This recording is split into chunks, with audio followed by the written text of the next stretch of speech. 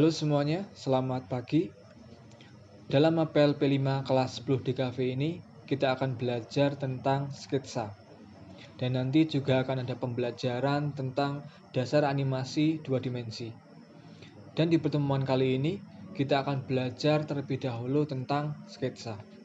Jadi, apa itu sketsa? Kenapa sih siswa jurusan DKV perlu mempelajari sketsa? Dan bagaimana cara membuat sketsa? Video ini akan membahasnya. Langsung saja masuk ke materinya. Yang pertama, apa itu sketsa? Sketsa secara sederhana dapat didefinisikan sebagai gambar kasar yang dibuat untuk melukiskan bagian-bagian pokok yang ingin diungkapkan oleh pembuatnya.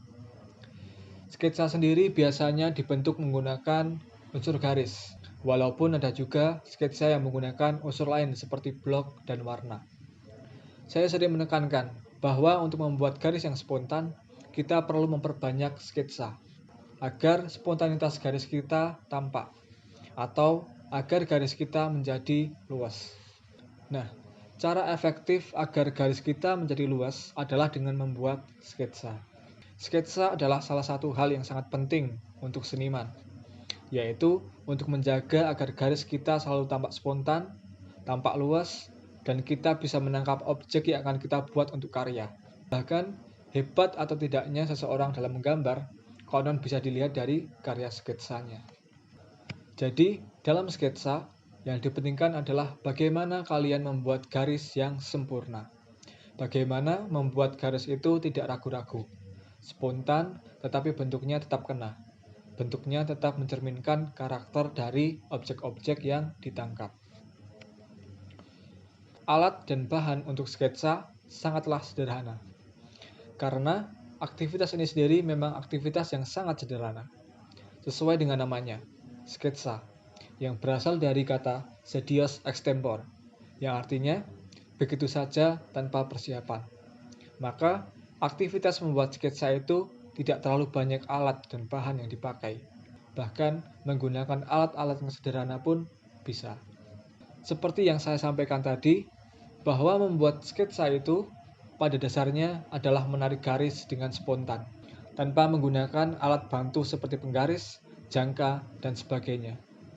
Jadi, dalam pembelajaran sketsa nanti, kalian tidak diperbolehkan memakai dua alat gambar seperti yang bisa kalian lihat dalam slide. Yang pertama adalah penggaris, kemudian ada penghapus. Kenapa? Itu untuk melatih kalian agar terbiasa membuat garis tanpa takut salah, hingga kalian bisa menghasilkan sebuah sketsa atau gambar kasar dengan baik.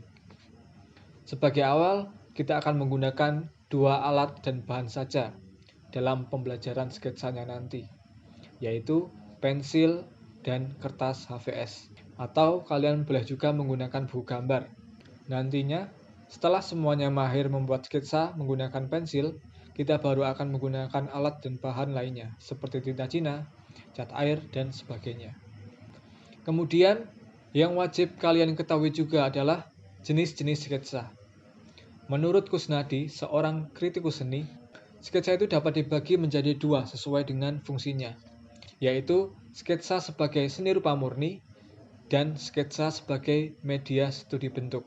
Apa perbedaan kedua jenis sketsa ini? Mari kita bahas. Yang pertama, sketsa untuk seni rupa murni adalah sketsa yang berdiri sendiri dan sekaligus sebagai media ekspresi. Jadi nanti hasil sketsanya adalah ya sketsa itu sendiri. Kalau toh nanti mau dipamerkan, ya yang dipamerkan adalah sketsanya itu. Dengan demikian, yang diutamakan dalam sketsa seni rupa murni adalah bagaimana memunculkan nilai-nilai artistik pada garis maupun bentuk yang ada di dalam sketsa tersebut. Berbeda dengan sketsa seni rupa murni, sketsa sebagai media studi bentuk adalah sketsa yang digunakan sebagai rancangan yang dibuat untuk kemudian diaplikasikan atau diwujudkan setelahnya. Sebagai contoh, adalah sketsa yang digunakan untuk mendesain poster, misalnya.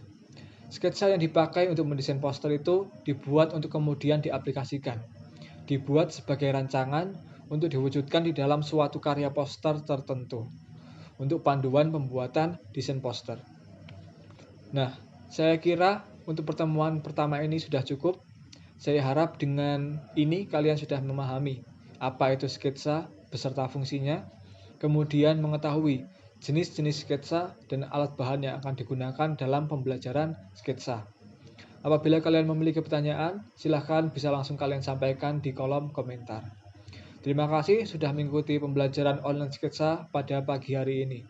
Sampai bertemu kembali di kelas selanjutnya.